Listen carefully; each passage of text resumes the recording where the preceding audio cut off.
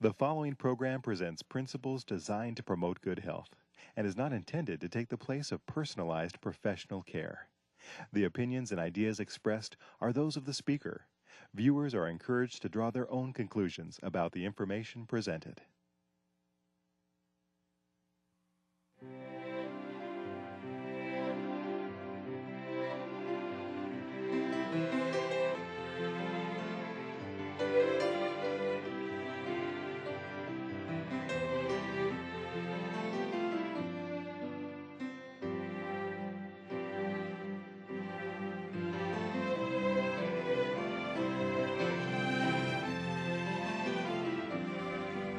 Hello and welcome to Health for a Lifetime. I'm your host, Don McIntosh. We're glad you're with us. Perhaps in your life you experience stress. And there's such a thing as good stress and bad stress. Here to talk about stress and what to do about it is Dr. Skip McCarty. Welcome, Dr. McCarty. Thank you. You've really talked about this quite often over the last 20 years, and you've developed a seminar now, Stress Beyond Coping, I think you call it. You want to just go beyond coping. You want to really get a handle on it. And that seminar is available for people to use in their communities. People can learn about by calling us here at 3ABN or the Church Ministries Department of the Seventh-day Adventist Church, which, interestingly enough, has adopted yours as their seminar on stress. So we're glad that you're with us. Today we're going to talk about stress, but we need you to kind of catch us up to speed. What is stress, and what are some keys for dealing with it? Okay, well, Don, I'm going to use a stress tank model. It invites us to view our lives as a tank, and into that tank are being poured stressors or stressful experiences every single day of our lives. And if that builds to the overflow point, if we get too much stress, it can be harmful. Exactly. Various kinds of harm, illnesses, accidents, relationship problems, strain. And fortunately, there's a pressure relief valve that has 7 keys to managing stress. And if we keep those keys in order in our lives, we crank open that valve and we can actually prevent stress from building to the harmful point. So here's the 7 keys right here. Like prayer, relaxation, exercise, viewpoint, eating healthy, neighborly love, and time management. And I notice also that these two, prayer and viewpoint, are highlighted. How important are they in your stress pyramid?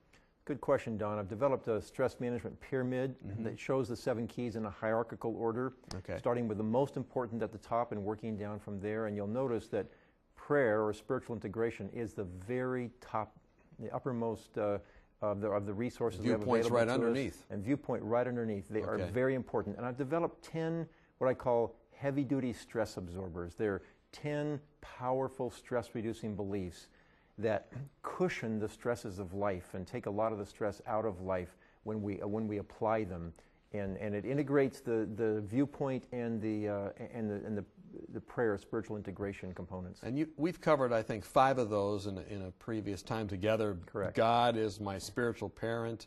The serenity prayer. Knowing the difference between what we can change, what we can't change, and knowing the difference between those. And releasing the things we can't change to God, and just focusing on the things we can. The other one I think that you shared that was very helpful was living just one day at a time, not a week at a time, but one day at a time. Or going back to the past and scooping up trouble from the past into today, etc. Taking personal responsibility for our happiness and our attitude. Creating our own internal good weather and carrying it with us wherever we go. And then finally, choosing to be grateful in the midst of whatever happens. We can't make things great, but we can be not grateful. Always grateful for what happens, but we can be grateful in those circumstances. That's a choice. And so now we're just building on that, putting some more shock absorbers on our already That's correct.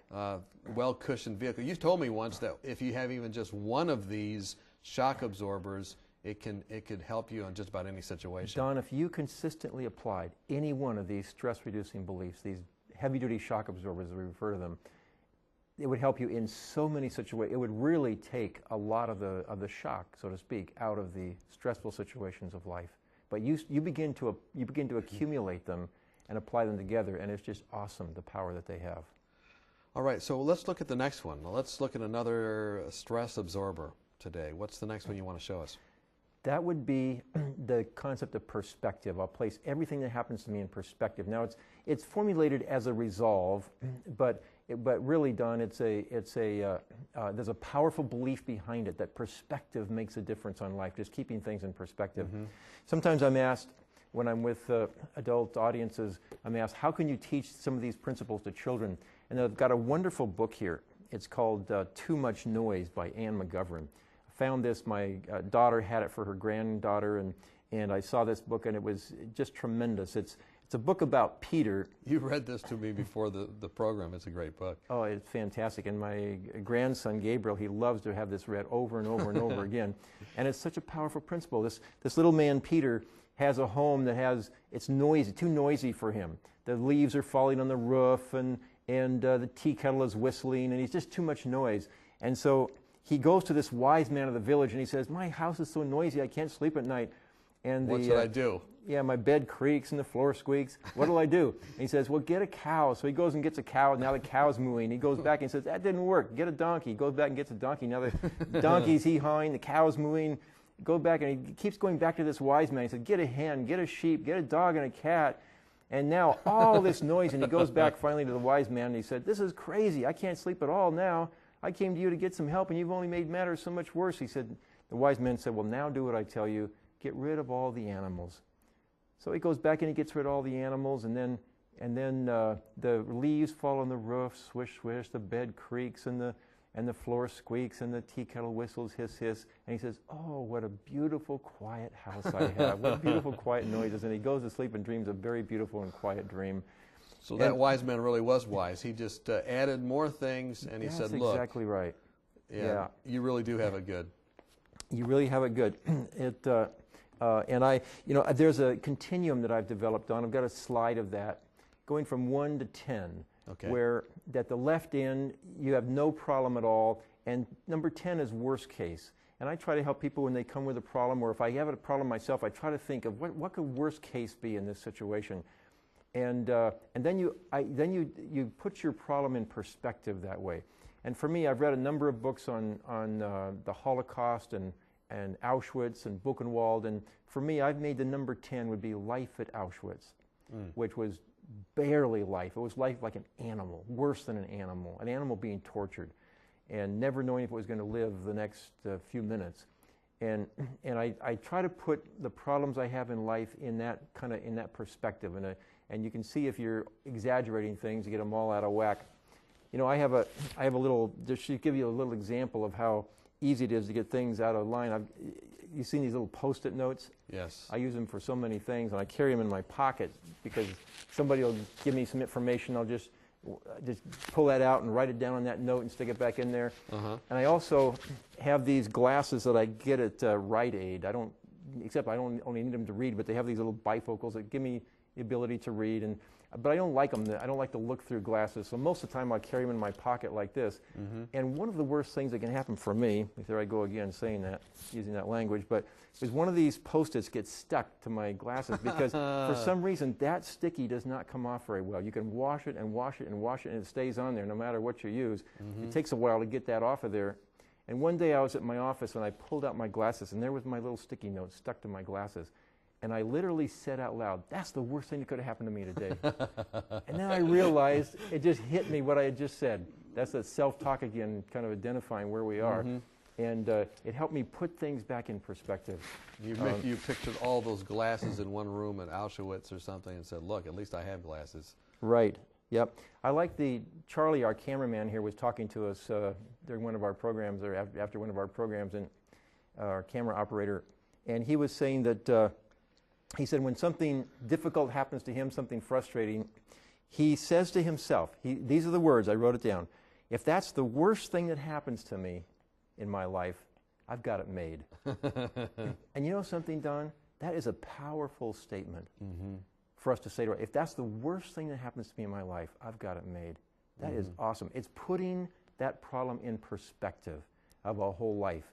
And just adding this, I will keep everything in perspective, is so powerful to help us keep focused and keep on track. Instead of getting frustrated and the stress levels rising, the stress chemicals start flowing in our bodies, we immediately reduce that when we use some little phrase like that, or just think about I could be at Auschwitz right now. And we just put things back in perspective. I remember I was Awesome. working in the emergency room once, and there was this lady that just had a terrible, terrible cough. And she was very upset that we weren't taking care of her. And so the person in the next room was dying of a heart attack, but she wanted to be seen and and she didn't realize that. And so somehow, inadvertently, that curtain got opened, and she saw the person dying, and all of a sudden she felt completely better. And she just was thanking the Lord because she didn't have to go through that. Yeah. So perspective, pulling the curtain back for our kids, a great suggestion for the kids, and then also a suggestion as well. Let's say you try and do that. You put everything in perspective, or you think you have, but still things are going south. What do you do then? Hey, that's going to happen. It's going to happen. And that's the next stress absorber that I use, stress absorber, I call it number 7, and that is I accept every event in my life as having some meaning, some kind of meaning. Dr. Viktor Frankl, who was a Jewish psychiatrist during the Second World War, he was at Auschwitz for a while, and as a prisoner there. He wrote a book later on called Man's Search for Meaning, a powerful little book. And in this book, he talks about how just some of the reflections on what he learned at Auschwitz. And he makes a statement in that book that I've got a slide of that statement. He said this: suffering ceases to be suffering in some way at the moment it finds a meaning. And even in their experiences at Auschwitz, he taught prisoners how to look for meaning to what they were doing. Now, the Bible says something very similar in Romans chapter 8. We have this beautiful promise of God. In all things, God works for the good of those who love him, who've been called according to his purpose. You know, Don, that gives meaning to everything. What could happen if that's true? If that's a true statement, what could happen to us that doesn't have some meaning, some potential for meaning? I remember my grandfather and you and I were in the same city at the time. My grandfather came to live with us, and it was kind of suffering for him to live with me. I know you find that hard to believe, but where my brother and I were living with him, and I asked him, you know, what keeps you going? He says, you know, it must be that I need to help you boys with something. It must be. And it gave meaning to his life. Yes. And so even though his wife had died, even though many of the people that he loved were gone, he had a sense of meaning, and he just really contributed the last few years of his life. I want to share a quotation from Thoughts on the Mount of Blessings, which is one of the greatest books on stress. Okay. Awesome book on stress. Great. Written by Ellen White. Listen to this statement and think if a person really internalized this statement. The Father's presence encircled Christ, and nothing befell him but that which infinite love permitted for the blessing of the world. Now, that's pretty secure, if you know that's the case. Here was his source of comfort. Well, sure, for Christ, right? But the next phrase says, and it is for us. And that statement goes on. He who is imbued with the Spirit of Christ abides in Christ. That means you're asking every day for the Holy Spirit to be part of you, to be in your life, and for you to be submissive to the Holy Spirit's will. The blow that is aimed at him, to that kind of person, falls upon the Savior who surrounds him with his presence. So you just picture this, that God's surrounding you, Christ is surrounding you with his presence, and nothing can touch your life, but first it touches him, and he has to get permission. That's that next statement. Whatever comes to him, whatever comes to me in my life, comes from Christ, in that it has to, first of all, get through him. He has to evaluate, is this going to be of some benefit to Skip? Is this going to be of some benefit if he suffers in this way, if he's inflicted with this suffering, is it going to be some benefit to the people that I've given him spiritual stewardship with regard to? So every event of our life has some meaning. Believing that, if we really believe that, if we believe that with all our heart, I tell you what, you can go through very severe suffering and it still keeps you focused. You still feel like God's in control of this, there's a meaning to this, and you can go on.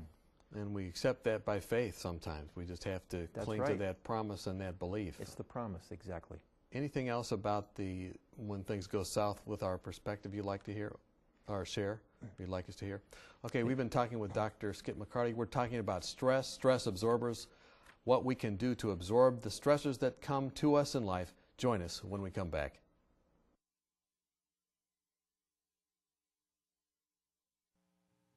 Have you found yourself wishing that you could shed a few pounds? Have you been on a diet for most of your life, but not found anything that will really keep the weight off? If you've answered yes to any of these questions, then we have a solution for you that works. Dr. Hans Deal and Dr. Eileen Luddington have written a marvelous booklet called Reversing Obesity Naturally, and we'd like to send it to you free of charge. Here's a medically sound approach successfully used by thousands who were able to eat more and lose weight permanently without feeling guilty or hungry through lifestyle medicine. Dr. Deal and Dr. Luddington have been featured on 3ABN, and in this booklet, they present a sensible approach to eating, nutrition, and lifestyle changes that can help you prevent heart disease, diabetes, and even cancer. Call or write today for your free copy of Reversing Obesity Naturally, and you could be on your way to a healthier, happier you. It's absolutely free of charge, so call or write today.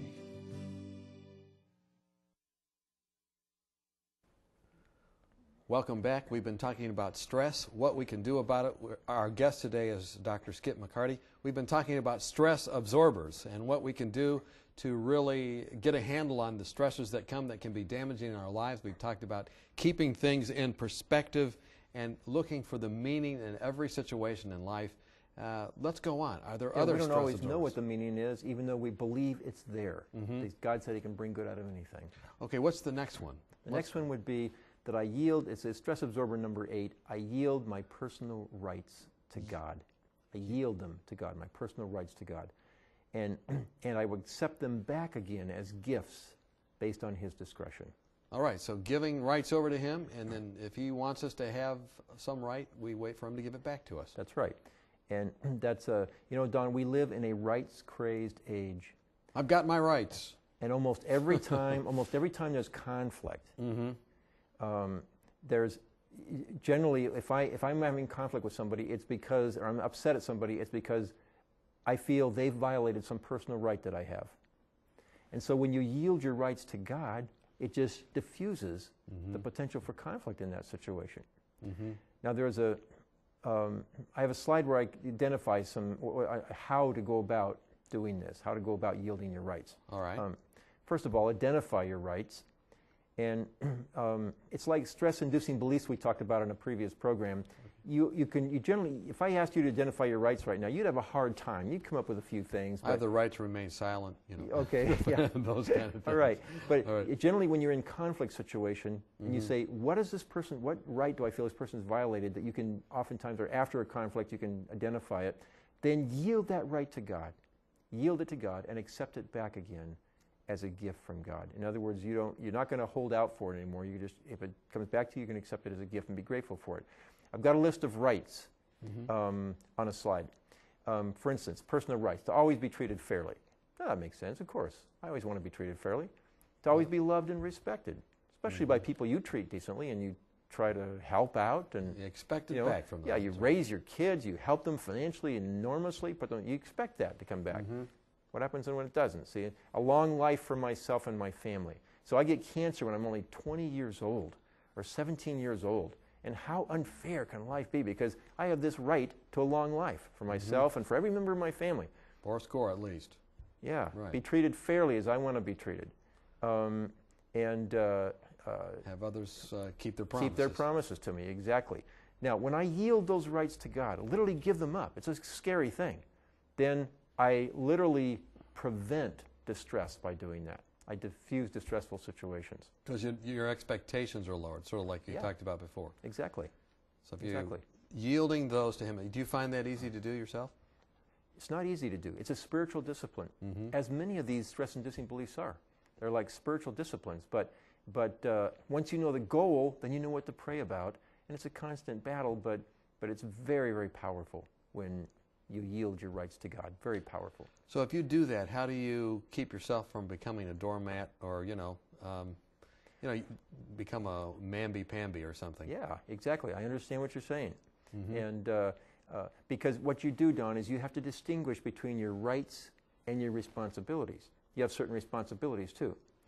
And I'd like to just have the slide showing the responsibility, a list of responsibilities.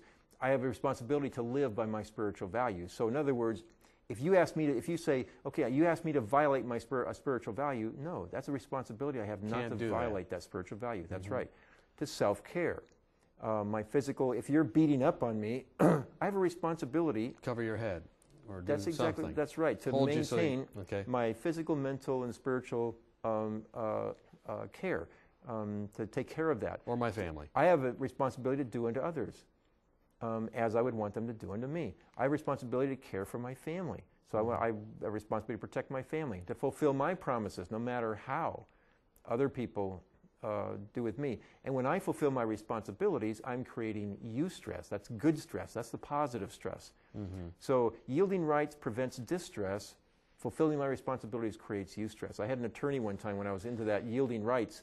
He was getting more and more agitated as we're going through that part of the seminar. I'm sure he was. That's I his saw, whole, that's I his saw bread his and face butter. getting redder. That's right. But when we got to responsibilities, I pointed out that an attorney's responsibility is to protect people's rights, other people's rights. You were toying with that attorney. You set him out and you brought him back. Just like God does. We give him our rights and he brings us back. And in fact, it made sense to him. He understood the value and the wisdom of yielding one's personal rights, but being committed to try to care for other people's rights. Well, so many times when someone goes to an attorney, or in our society, they're going because they've been hurt or they feel like their rights have been damaged and they want to pay them back. And so, that's a big issue. The desire for revenge, no question about it. In fact, that leads right into our stress absorber number 9, and that is, I will forgive those who hurt me and refuse to harbor the destructive spirit of resentment, bitterness, and revenge. Now, we've got some good evidence from this from stress experts these days. Dr. Hans Selye, who was the father of stress management, made the statement, I think in the final analysis that gratitude and revenge are the most important factors governing our actions in everyday life. In other words, he says there's this spectrum. On one end is gratitude. That's the most positive. He said human attitude you can have, and revenge is the most destructive and negative, he said. Upon them also chiefly depend our peace of mind, our feelings of security or insecurity, or fulfillment or frustration, in short, the extent to which we can make a success of life. Dr. Lewis Smedes made a statement, a very powerful statement on this same subject. He said, if we do not forgive, our only recourse is revenge. But revenge glues us to the past and dooms us to repeat it. Vengeance, he said, is like having a videotape planted in your soul that cannot be turned off. It plays the painful scene over and over, again and again inside your mind. It hooks you into instant replays, and each time it replays, you feel the clap of pain again.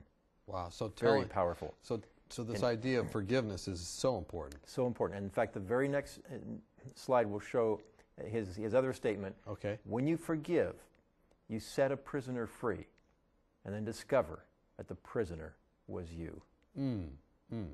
Powerful. So the way we relate, either through revenge or forgiveness, is a choice that we can make. This is the understanding you're sharing with us.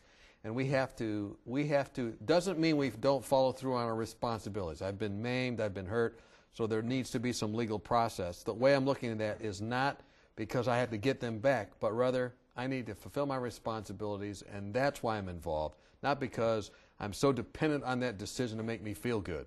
Right. And there's a chain reaction here, Don. Forgiveness kind of settles, if we don't forgive, it settles into resentment. And resentment gels into hostility, kind of a negative attitude bitterness toward everything. Yes, it can become, and it just affects everything in your life. And you just haven't forgiven somebody for something, and that bitterness, that hostility hardens into hate. So what if you've tried to forgive somebody, but you just can't seem to? I mean, you know it's right, and so you have the guilt of not being able to, you think. What do you do when you can't seem to do that? Don, there's 5 steps to the forgiveness process. Okay. Step number 1 is to recognize the need to forgive. And we've seen the different quotations that the experts say, if you don't forgive, you're damaging yourself in every way, in your relationships. 70 times 7, said exactly. Jesus. Okay. Number 2, acknowledge your inability to forgive. Now, for most things, Don, most hurts that come to us, we can just slough them off. I mean, within a couple hours, we don't even remember them. But once in a while, something big comes along. An administrator believes a story about me that wasn't true and then acts on that as though it were true, and that goes very deep inside of me. And someone leaves you after being married 15 years. There you go. Yeah, exactly. You just don't forgive. I mean, it's hard to forgive, and so you wrestle with that, and so then at that point it's important to acknowledge you're not able to forgive. That helps you move to step 3. Ask God to give you a forgiving spirit. Mm-hmm. He says, ask, and it shall be given to you. If we really believe that, then we can go to Him as a resource. Then 4, yield all bitterness and desire for revenge to God. And you just verbally do that. Yield desire for revenge and bitterness to God. And just, I don't know how else to do it except just say, God, I yield these things to you. Mm-hmm. Now, there's a definition of forgiveness by Marjorie Johnson that I'd like to show now. There's just, I thought was so awesome. Okay. Beautiful statement. It's, to forgive is to make a conscious choice to release the person who has wounded us from the sentence of our judgment, however justified that judgment may be. The behavior remains condemned, but the offender is released from its effects as far as the forgiver is concerned.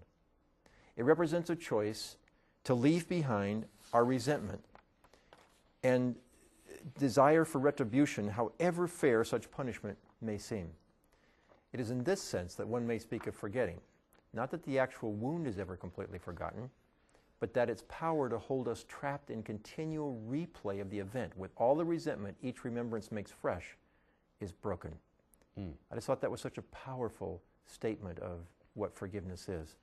And then the 5th point, Don, is to do good to your offender. And that is because our feelings will follow our actions many times. And if you can do something good toward your offender, even pray for them, as Jesus called us to, pray for them, then forgiveness can come in its train.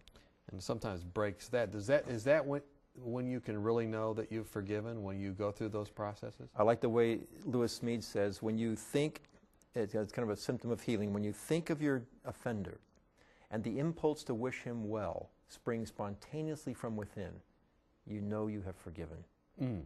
Excellent, excellent. Do good to those that despitefully use you. You just feel like, and goodness, of course, is a fruit of the Spirit. Right. The last stress absorber, we don't have much time. Last one, very simple. Stress absorber number 10. We've talked about it before in our program. I'll live by the golden rule. The golden rule as stated by Jesus, even though He didn't call it such, is in whatever you do unto others as you would have them do to you. And then He says, this is the law and the prophets. In other words, this sums up my divine intent for you. We've been talking with Dr. Skip McCarty. We've been talking about stress. It's a real issue. It can be very negative in our lives, but there are stress absorbers that can be used to mitigate against it.